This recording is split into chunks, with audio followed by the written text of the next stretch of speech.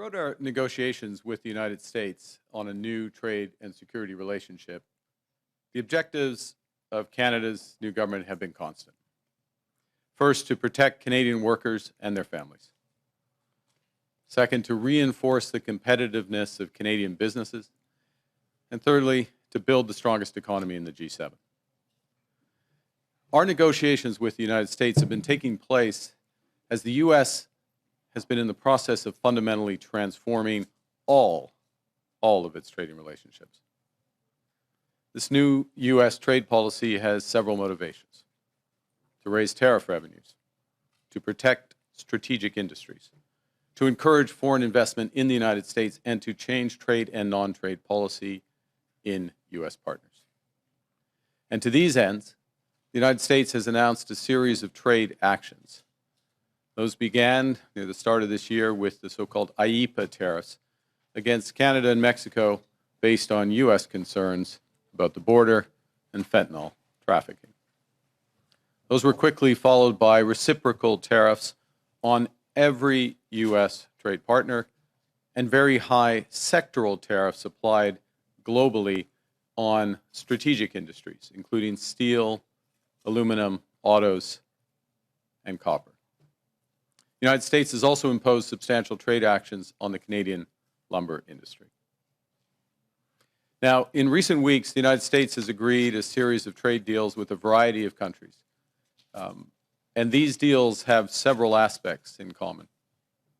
First, baseline tariffs that cover a broad range of goods and services that are substantially higher than those U.S. tariffs that existed before.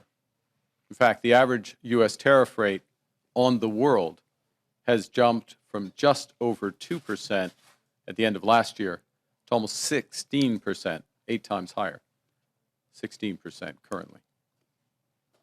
Those trade deals with other countries also have limited or no relief from those sectoral tariffs in those strategic industries such as steel and autos.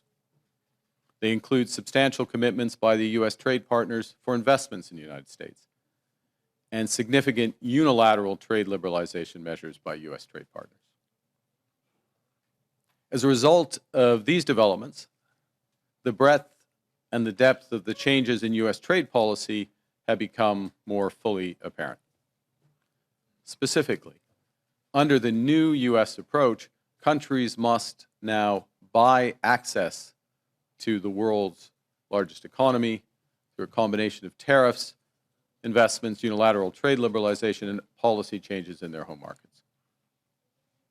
Now, as in previous trade disputes, Canada has implemented a series of retaliatory tariffs. Their objectives have been to protect Canadian workers and businesses and to incentivize a negotiated settlement with the United States. Few other countries followed suit. In a positive and very important development earlier this month, just a few weeks ago, the United States reaffirmed a core commitment to our free trade agreement, CUSMA, by reinforcing that those Canadian exports to the United States that are compliant with that agreement, that are compliant with CUSMA, will not be subject to U.S. IEEPA tariffs. Now, there's a lot of acronyms in that paragraph, so let me try to summarize what that actually means. As a result of that decision by the United States, the actual U.S. tariff rate on Canadian goods is 5.6%. Compare that to the 16% global average. That remains the lowest amongst all of the United States trading partners. And more than 85% of Canada-U.S. trade is now tariff-free. So let's be absolutely clear. Canada currently has the best trade deal with the United States. And while it's different from what we had before, it is still better than that of any other country. So as we work to address outstanding trade issues with the United States, it's important, it's vital. We do everything we can to preserve this unique advantage for Canadian workers, Canadian businesses. And doing so will require both building on a soon-to-be revised CUSMA, our free trade agreement with the U.S. and Mexico, as well as developing a new form of trade and security partnership with the United States.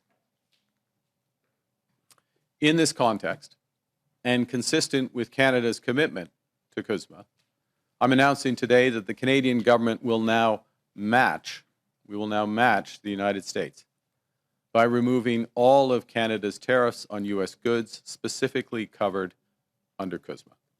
This decision will take effect, September 1st of this year. So in short, the situation we're in now is that Canada and the United States have reestablished free trade for the vast majority of our goods. Canada will retain our tariffs on steel, aluminum, and autos as we work intensively with the United States to resolve the issues there.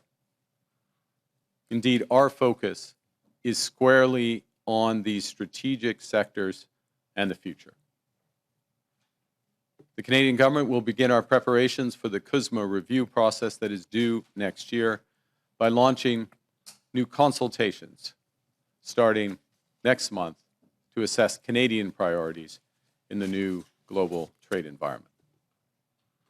And in addition, following my conversation with the President of the United States yesterday, Canada and the United States will intensify our discussions to address current trade challenges in those strategic sectors and to seize major immediate opportunities for us both in trade, investment, and security. There are many such opportunities. As we develop our new trade relationship with the United States, Canada will continue to take all measures necessary to support Canadian workers, our businesses, and our consumers. To address challenges in strategic sectors from agriculture to autos, the Canadian government will soon announce a new comprehensive industrial strategy that protects Canadian jobs, boosts Canadian competitiveness, buys Canadian goods, and diversifies Canadian exports. In parallel, we are focused on building our strength here at home, building Canada strong. The Canadian government will soon select the first in a series of new nation-building projects that will connect and transform our economy. We will catalyze investment and create higher-paying careers through our new defense industrial strategy. We'll transform Canadian strategic sectors that are being severely impacted by U.S. trade.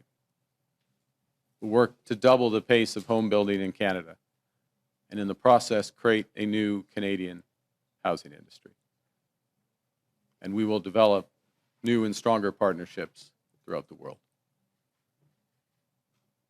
For decades, as a result of a series of trade agreements, starting with the Free Trade Agreement of the 1980s, the Canadian and the U.S. economies have become steadily more integrated, continually more deeply connected.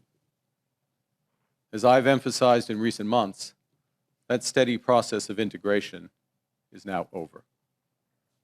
And as a result, some of our historic strengths have become vulnerabilities. We can and must adapt to this new reality. That means concentrating on trade, investment, and security partnerships that preserve our sovereignty.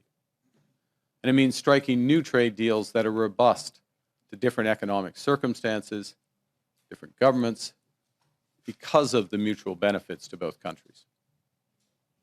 In all these ways, Canada will move from reliance to resilience, building our strength at home, developing new markets abroad, creating new opportunities for Canadian workers and businesses as we build the strongest economy in the G7.